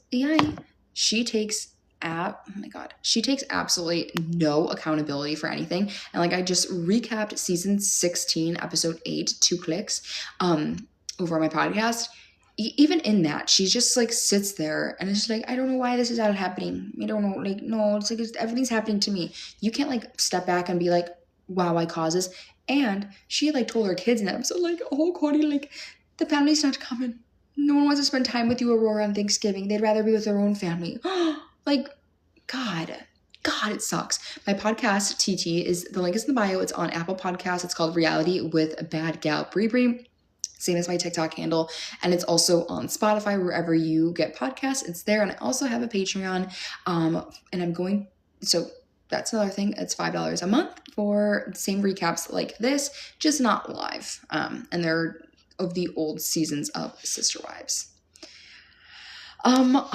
So this is a great question. Summer Vibes in the chat says, do you think any of the cast listens to your podcast? That would be wild. I don't know if they listen. I would assume that my bigger TikToks that have, like, popped off, like the doll one in the beginning that was, I think, like, over 500,000 views, I would definitely say it had to have gotten sent to someone in the family, but I don't know. I would assume, like, they might send the TikToks around and probably not listen to the podcast. The name of my podcast, again, Reality with Bad Gal Brie. Let me see if I can write in the comments for you guys and I will pin it. And again, the link is in the bio here. Let me see. I am so bad at. Here we go. Comment. Putting this shit on the screen. Bad Gal Brie. There we go. And let me pin this comment. There you go. Okay, great. Let's get back to it. I don't think anytime someone wants to say, I'm sorry for X, Y, and Z to someone else, if they feel like they've hurt them, is wrong. But she looks at me and she says, until, like, her tone is, I just don't think it's really wrong if you really want to say sorry. Like, I would be like, oh my God, Kody, that's a great idea. You should definitely say sorry for that. Like, you should definitely, you know, do something because you hurt their feelings. Like, be more positive. She's constantly putting herself, like, in that victim role of being like, oh, I don't know. Like, oh, and nothing is happy. Nothing is a good time. Like, nothing can go, like, smoothly for Robyn ever. I don't want to apologize. And nothing is happy. Nothing is a good time. Like, nothing can go, like, smoothly for Robyn ever. I don't want to apologize for what Right. I don't know what kind of order, when I will do this. I don't know how long it'll take me to do it. These apologies are an obligation to my conscience. I don't know if we'll get healing out of it. I can hope we would. The thing I'm feeling is kind of like I've got a pilgrimage.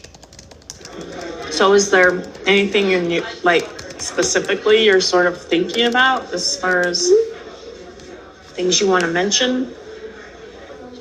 One thing that I was very serious about when I said it, Yeah. but then I felt really like it was really crappy to say a year or two later, was that I never loved him. Okay. When you said that?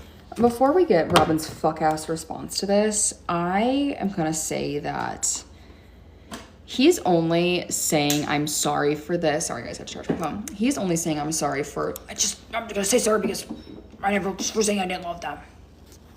And, like, to me, like, he's just saying sorry for that because that's what people have given him, like, the most shit for, is saying, I never loved them. Because it's so clear that he did at one point. He was just saying that to be, like, a fucking dick. And this is where Robyn could be like, well, you know, I thought you were, you know, you did love him. And this is her, again, she's such a narcissist because now she's going to make this entire thing about herself. And she's now victimizing herself in this. Instead of saying, hey, yeah, that really, I would be really hurt if you said that about me, Kody. But no, she can never put herself in somebody else's shoes, literally ever. She's just saying here that, we'll get into that in a second. But J. Raquel in the chat says, he never loved them. I was never attracted to them. I feel like he says that to make her happy. 100%. He says that to Robyn to think that she is special and then they have this special relationship and he loves her the most. And that's him proving the love to her and completely discrediting his entire life with the other women. Army Girl says, I don't think he really did love them. He thought he did. I think he definitely loved them, but I think Robyn came along and he had a better relationship with her, but he also put more time into the relationship with her. Once she came in, he never cared about the other women at all. At all. But let's get into her being an absolute fucking narcissist freak. A freak here. And make this entire thing about herself. I do think he loved MERI. I do think he loved Janelle. I do think he loved Christine at some point. But again, I think Kody married Christine because it was very performative for him. He wanted a third wife. He wanted that planet. Janelle, I think he loved. And MERI, they had, like, it was his first relationship, and that's what you do. And that's why they got married, like, so quickly. Because, like, they wanted to fuck. And they, like, wanted to, like, be together and shit. But, you know, why polygamy doesn't fucking work. Katie says, if I was dating 4 men, there would be one, of course, one I liked the most. Yes. Me hard. Did you feel betrayed by it or something? It took me a minute. I was like, do I not know who he is? Was I deceived? Because was I deceived? Okay, imagine how MERI felt. Because this has affected MERI the most because she constantly is bringing up that he never loved her. Imagine how MERI felt. Imagine how Janelle felt, Christine, but no, like, I was deceived. This is where she could get points with, like, the other family and the other women, for just saying, Kody, like, check him, like, actually check him. But again, what I just said, her always having to be a victim is more important to her. It was a really big deal to me when I was growing up. You'd see it all the time in our church, where there would be a man with multiple wives, and there would be this... Like, Kody's looking at her like she is just hearing this for the first time, and she's, like, the way she talks, she's so fucking stupid. A wife that was just absolutely unloved, you know, and like just the devastation of a woman trying to sit there and like be in a marriage where not only is she sharing her husband and going through that whole process of sharing all the resources and sharing his love and time and attention, but also just completely not being considered and not loved and not taken care of. Okay, we're gonna take a pause here because so you're telling me I saw this in my childhood that this happened to like a person at my church and they weren't loved. But when Christine wanted to leave for these same exact reasons, you didn't even try. Well, you didn't even try. Have dates, fucking little Ariola said. And she's like, I saw you guys you guys were together in Vegas. You were good in Vegas. I saw it with my own eyes. Christine, you should have tried harder. But now you're saying that it's, you know, does this happen to people? Like the audacity. Like if I was Christine, I'd be like, you stupid fucking bitch. Like, how dare you say that to Kody, like acting like he's hearing this as if this is his first time ever. And again, also we can apply this to MERI too. And like, again, she did cheat on Kody. She should have left a long time ago, but she also like, he did this to her too. And he did breadcrumb her in Flagstaff. And this is so performative from Robyn, and she's doing her like crowd control or like, I can't think of the right word. She's trying to be a revisionist because she's seeing what the people are saying about her again. She's not well received, obviously. And she's like, okay, well, how can I, you know, be back on the good graces of people? And this is how she's going to do it because everything she's done up until this point hasn't been good. So she's like, okay, I think I can trick them. I do a little tears and I'll say all this stuff and like, you know, relate to other people. And it's too late because we saw Robyn for who she is and not even 10 seconds ago, or, you know, in the same scene in her confessional, she just admits to fucking manipulating this man. And that's wrong. So when you said, I never loved them. That wasn't it. And that's what got you, not the way that he didn't go to his daughter's surgery, not the way that he didn't leave your house during COVID, not the way that he couldn't, you know, you couldn't have MERI over during COVID when she was following all the rules because it was going to be unfair to the other women. You don't know how they would take it.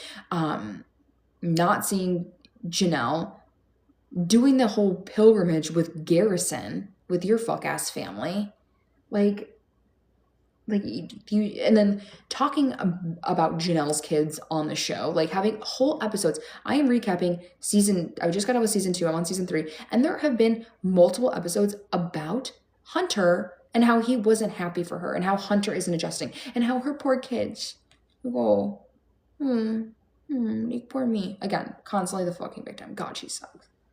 In fact, it makes me sad to think that I said it. Because only Robyn is upset about it. That's why he's upset, because it didn't land with her the way that she thought it was. And that's the only reason they're bringing this up, is because they're caught for it and they realize it's really fucking bad. It's really bad. It was one of the things that made me fall in love with you. It made me fall in love with you, Kody, that like you loved other women and like I saw that I could come in and just like steal you. That I could have that love one day and it'd be more than anyone else because we were soulmates. So when you said it, I was just like, what the hell? Here she goes crying. For him telling his other wives, or ex-wives, that he didn't love them, she's crying. But when this was happening, she told Christine, dead ass, you didn't even try. I'll never let it go. And again, we have tears here. I will bring this up every single time. We have tears in this episode. And we never had a tear shed from Robyn on the whole episode with Garrison. Not one. Not a one. He's also talking about apologizing for saying he never loved them. And I'm just like, hallelujah. Thank you, Jesus. Because this is so fake. What? Like what? Yeah, it was not the truth that I knew. And I know it wasn't the truth that they knew. And I just felt really bad for the kids and going, oh, you have no idea the kind of pain you're causing right here. Then you should have said that. You should have said that. Like, I don't know. Maybe you should have said that once or twice or made him feel like shit. But no, you shouldn't apologize for being hurt, Kody. hurt, so angry that I took a knife and I swung it so hard. At their kidneys, is that what you're gonna say? Cut myself. Oh no, himself. I just want to be more benevolent. And I'm not. I'm kind of I don't want to say asshole, but I'm like, I have asshole potential. No, you are an asshole. Like again, he is so at that point of self-realization that he just like, again, goes left. It's like you're so close, but you just can't get it in big dumb man brain. You can be rough for sure. I do understand wanting more peace. And guys, the tears are gone. I'm glad you like it. Yeah, I think it has the potential of being really, really beautiful. There's a potential, again, here we go. Potential of being really, really beautiful. You can just be like, it's going to be like, no matter, like, the way, again, the spin that she puts on everything is so negative and always just the victim, instead of being like, yeah, no, Kody, like, even if they don't receive it because you were really mean to them and said really horrible things, you know, at least you're doing it, like, because you know it's the right thing to do. Not, oh, it has a potential, it's just up to them. It's just up to them, I don't know. And, like, again, he's doing this off her, like, I'm glad you like it. No, you should be doing this for yourself because you've been an asshole. There's a possibility that... And did we already pass the part? I can't remember because I've been talking so much. If he said well, I just want them to stop talking about me. I'm only apologizing so they can move on. And they can stop talking about me. Like... My apology would be, like, not only not accepted, but completely rejected. And I'm going to be a bulldozer, not in the sense of being unkind, but in the sense of not being taken off my track, no matter what the pushback is. And right there, he just said rejected, and that is Kody's biggest problem, is he does not want to be rejected. He said that last week. He's just like rejected with his kids, and that makes me feel rejected. They don't want to be rejected, but they do things to be rejected. And that's all they care about, is being rejected. It's like, God. And there could be some serious pushback. Yeah. AKA, Jalea in the chat says, AKA, you will hear what I have to say, and I don't care. You will just hear it. You know, you're gonna listen, basically. God.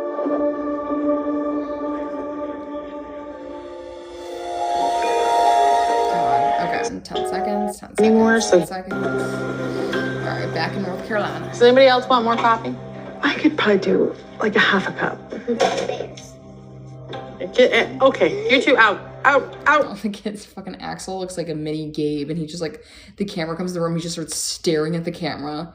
Both kids are like, just want to be on camera because they're so excited. And Madison's like, fuck, no, I'm not having this shit. Out. Wow. Excuse me, try that again. Are you 7 going on 8 or what? What, Janelle? So now that this property is done, your dad reached out to me. He's like, I want to come out to Raleigh and go to dinner with you. And I'm like, why? He said, I didn't see you when we were in Flagstaff ever. Like, what? Want to extend the olive branch. I don't know what he wants, but it's... Do you think he wants something, or do you think he wants to extend the olive branch? Yeah, I don't know. Like, it was so strange. And I'm glad it came after the property deal. I'm glad that's all done. Yeah. You know what I mean? It sounds like an emotional, like he's not in your life anymore. Oh, someone, sorry, asked in the chat what I'm watching. It's on Discovery Plus. He now wants to put himself back in your life. I suspect it has something to do with the family and the kids, but I'm like, you don't need me. We're not friends. I'm not going to facilitate for you. Do you know what I mean? So there is a lot in the family that could be better. The family unit. Like, I mean, families can be apart but still have cohesion. Like, parents can split. It would be a lot for Kody to sort of make amends, but I don't know. We'll see what he says. It's just like love her not giving a fuck attitude. Like, I don't want to be friends with this man. Well, I guess we'll see what he has to say because we're on this fucking show together. For you, there would never be... I think there could be forgiveness. I mean, it seems so far out there for him to have a relationship with you guys again. I am open to, like, reconciliation, forgiveness, and just closure. But if he ever wanted to be let back into our lives, there would need to be a pattern of consistency. That's true. Well, Is there something that you hope will come of the relationship? Which is sad because we know that doesn't happen with them. Like, remember those Instagram stories from Madison? She's like, I would never reconcile with my dad. No, just like a amicable. No, like, I mean, like, I think we're pretty, when we have to work together, like, because, like, we had to deal quite a bit with each other the last couple of weeks before the property settled down. Did you have to, or was that just like? I was proactively trying to keep it managed, keep it moving along. And he did call me a couple of times. And he called to check on me on the anniversary of Garrison's death and on his birthday. He called. Okay. I'm so happy he did that. Like, Kody does have somewhat of a heart. Check on me. And I actually thought about calling him, but I'm like, is that weird? I don't know, but it was fine. Like, it was all fine. So. And like Kody, like, okay, CZC in the chat says, yeah, when he threw you into the bus, Janelle, he also, like, he has a habit of doing that, of being, like, nice, and, like, he should be calling Janelle on the anniversary of Garrison's passing and his birthday. And we can, like, equate it to, like, what he did to MERI, too, of just, like, being like, oh, MERI, like, you're gonna be my favorite ex-wife, like, haha, he, like, all this shit. Oh, my cat is, like, spread out back here. It's so cute. And then he, like, goes and talks shit about her on camera, and then he's like, oh, like, just being nice to Janelle, and then it's like, yeah, but she tried to short deal fucking MERI. You're just constantly doing shit like that. Maybe he does just want to. Not a man of his word, I should say. Extend an olive branch. Yeah, maybe. So he can walk you down the aisle on your next wedding. Yeah, no. So, like, with that comment from Madison, it's like, I just love because I would do anything to be in the group chat where they're just, like, firing off, just talking shit about Kody and Robyn, like, oh my god, did you see what he just said this week? Like, did you see the next crazy thing that he said? Like, he wants to walk MERI down the aisle. MERI. I don't really have much desire to see Robyn. But, I mean, I guess I could go to dinner with him, sure.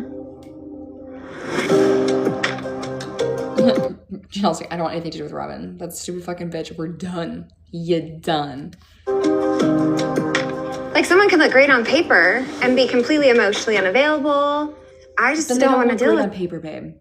Amber, they don't look on paper then. Like, what? Somebody that doesn't have the emotional maturity. And that's really hard to know. Honestly, there's some stuff that I thought that I had dealt with enough. Yeah. After my divorce. And then when you go back into a relationship, you realize, oh, maybe I haven't dealt with that enough. Quite what I thought. How? Like, this is what I will ask, like, every time MERI says some stupid shit like that. How have we not dealt with it at this point? How? The catfish was in 2013. Okay? They were done after that. Done. Or maybe 2014. Let's look it up. So I can be right. Okay. MERI catfish. Fish scandal year. 2015. Okay, excuse me. So they were done 2015. 10 years ago. They were done. And you still haven't worked through everything yet? Like, you're telling me, Mary Brown, this man has not been intimate with you in 10 years. And you're still figuring out how to be in a relationship after him. You're still working through all of that. I fear she's never getting over this man. I fear she is stuck. Okay. And again, we like kind of talk about a relationship here. Like, oh, you get another relationship. We know it's not Ron. Okay. Her and Ron are just friends. Okay. I got a DM about that. They're just friends. And so we're talking about Amos here. Amos. And we just pretending that Amos never existed. Why? So I walked out of my marriage. We don't need to like post a picture of him. Like, we already all know what he looks like, but like, can we just talk about it? Very much. And like, that's how I operated, was like anxious attachment. Right. I like to think that I'm more secure now. Look at like bots in the chat, but like, I blocked you already. Jesus. Block. Confirm. Okay. You blocked. You gone. Okay. I get it being Mary's first love, but he doesn't. They haven't been together for years. Okay. We get over things. Okay. You gotta let it go. Can identify those. And like, he's been an asshole to her. Like, he's not been nice to her. He's like, he literally said, and I'm not coming. And I'm not coming, Mary. And she still held on. Like, God. Now. But I don't know. Well, but here's the how do thing. you know? And then I get attached. And so Yeah. I'm an all-in person. You know this about me. I am too. I know you are. We're I one man women. Yeah. I will say Mary's hair color looks nice here. It's like this like nice blonde color, but that flip. You know? It's the end of an era, Mary. Like, come on, bruh. I agree. I'm the type of person that my very first instinct is to believe the words that come out of your mouth. We know, Mary, you had that catfish, and you really thought you were talking to a 30-year-old man when you were 45. We know you believe everything, okay? But also, I've had, this experience of many, many years of not being, basically, I would say I was lied to. I would. Mary, you literally said, and I'm not coming. And I'm not coming. Mary, at some point, like Mary is also another one, which is why I get so pissed off with Mary, is because she takes, again, like Robyn takes no accountability. Mary is taking zero accountability here at all. Oh my God, J. Raquel, I love that idea so much that Mary should sign up for the Golden Bachelor. Wow, somebody get her publicist on the phone. Someone call Jen. Somebody call Jen and get Mary on the Golden Bachelor. I mean, we have Taylor Frankie Paul on there. Holy shit, what a great, this is such a good idea. Oh my God, I'm like getting so giddy just thinking of Mary Brown on The Bachelor. Bachelorette. Oh God. Anyways, but Mary Brown takes zero accountability for absolutely anything that has ever gone wrong. I'm like, well, I was frankly lied to. Yeah. No, Mary, like, I get he did lie to her in the sense of like, he said, we can try again, which he never meant because he just wanted her and her money to come to Flagstaff. Oh my God, fuck off, you guys. People try to like join and be co-hosts on here and it's like, get out of here. You've never seen Sisterwives, and I know that. And fuck, what was I saying? They did, okay, they did do Mary wrong, 100%, but she also did wrong. She also did a lot of shit wrong, and she takes no accountability for anything. Anything. Yes, she is. Mary's old enough to do the Golden Bachelor. She's 54. I'd say I was lied to. Like, I never want to be like, I need to have somebody. And I don't feel like I don't get at that place from you at all. No. There's been time between your divorce and stuff shows that like you're not just looking for anybody. No, I want a man who understands that it is a privilege to be in my space. And I'm worthy of being treated well by him. And that's why you need to join Worthy Up by Mary Brown, constantly worthying down from day one and her fucking 19-ass people in her Facebook group. My biggest problem with the way that Kody handled our separation was that he didn't communicate it with me. And then when he did communicate it, he said it was all a lie. So either way, my whole life was a lie. Cheers to find. You know what I'm going to say. You know what I'm going to say. Men that are okay with us having some freaking self-respect. Yeah, for sure. So moving forward into finding a potential relationship, like that's one of the things that I'm like, okay, is this you? Is this real you? Are you going to change your mind later? Are you going to lie about it later? That was like a 30-year experience of, was it a lie? Was it not a lie? I would say 20.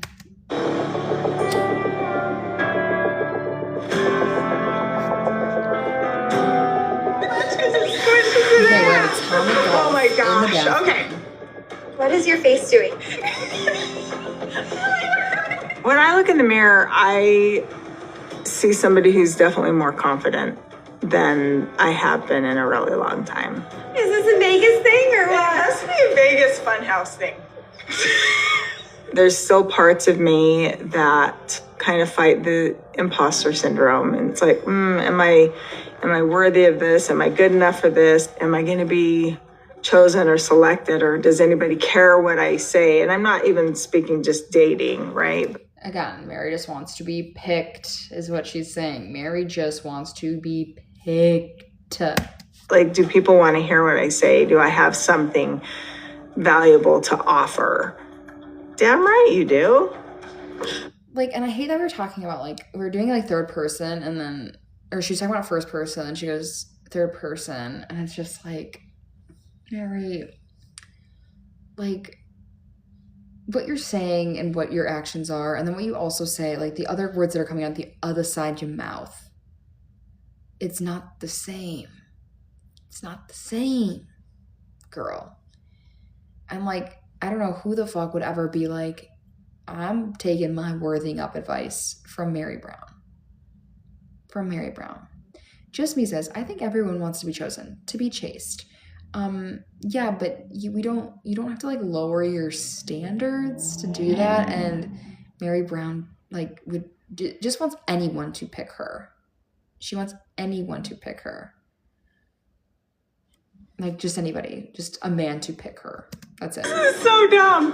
All right, well, okay. Okay, that was fun. You were right in the chat. I'm so excited to see you, girl. I was like, what? I was wondering where you were at earlier. Okay. Thank you for joining. We had a good time.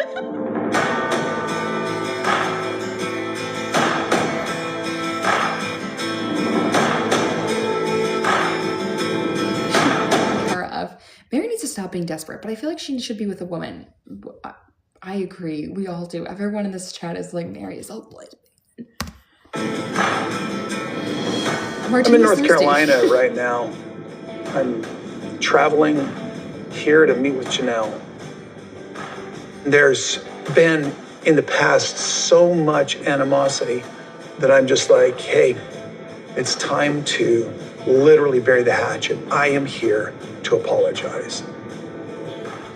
I know Kody had, like, to rent, like, a fucking, like, Mercedes to do this. I'm surprised he didn't drive his fucking sports car across the country for this. Out to Christine or MERI yet. My heart isn't soft enough to actually apologize to them yet. The devil gets in your head. You know, hey, Father in heaven, I need some help here. Because me, this jackwagon, I'm just an asshole to most people. And I really don't want to do that anymore. I never thought I was until I got divorced. I thought everybody liked me. and then...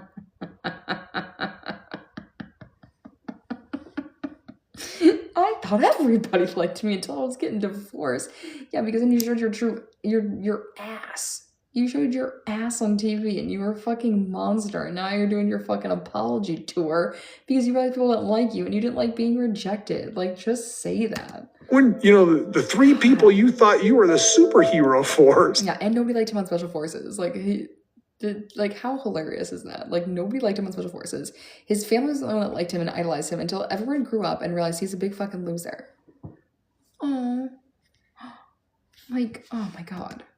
You're an asshole. His new teeth are just, you're an asshole. What are you talking about? You're the asshole. It's an effort to just say, have a great, I don't even know how to say it. I don't even know what to say, really. I was emotionally in the state of a 12-year-old, I guess, when the breakups happened. And so instead of going, live your best life and be at peace, I was really, really angry and with more of an attitude of, why are you interrupting and destroying my peace? And that wasn't the right. You'd never added to their peace for years. Like, what do you mean destroy my peace? Because they wanted to leave because you were paying no attention to them because you're fucking the McMansion with Robyn's family? Like, what are you talking about? And to be constantly seen on TV because I think it was that, or I was just recapped in season 16, Kody says, our kids when referring to Robyn's children, but then refers to everyone else's kids, as we know, as Janelle's kids, MERI's child, Christine's kids. But in that episode, it's our kids. And, like, people had to see that time after time. But, like, them wanting to leave your ass because you didn't treat them like a wife, it was disturbing your peace. Excuse me. Maybe we should have sat down with that therapist but first before going on this pilgrimage. His second pilgrimage in 2 seasons. My God. But maybe we should have done that before having this conversation, because I fear these aren't going to go well, and I'm so excited to watch them blow up. The reason I'm going to Janelle first is simply because there's so much less toxicity. There's so much less for me to forgive. It's easier for me to go ask forgiveness. Janelle fucking hates your ass. What do you mean? Like, what do you mean, dude? Walks up bow-legged this fucking restaurant. I know this was wrong what I did, and I know this was wrong what I did, and I know this was wrong what I did, and I apologize because I hurt you, and for that I wish I'd have never done that. I'm on the right path. I have something that I think is a righteous course. They do watch their own show, which is hilarious. I'm looking forward to Janelle coming here and looking forward to laying it all out bare with what I've done. But I do need to point out something that he said in the last episode. This episode, he's like, I'm not apologizing for things that they feel. I'm apologizing for things that I've done to them. Not for the things I'm being accused of, is actually what he says, excuse me. So it's like, you're not going to, like, we know he's not going to say sorry, because we see in the clips that he's just saying, I apologize, instead of saying, I'm sorry I hurt you. It's, well, I apologize. And it's just like, it's coming up like, seriously, so insincere, and so uncomfortable. And let's see what he needs to start by saying I'm sorry to all of his children and continue to try with his kids. That should be step number one. Next time on Sister Wives.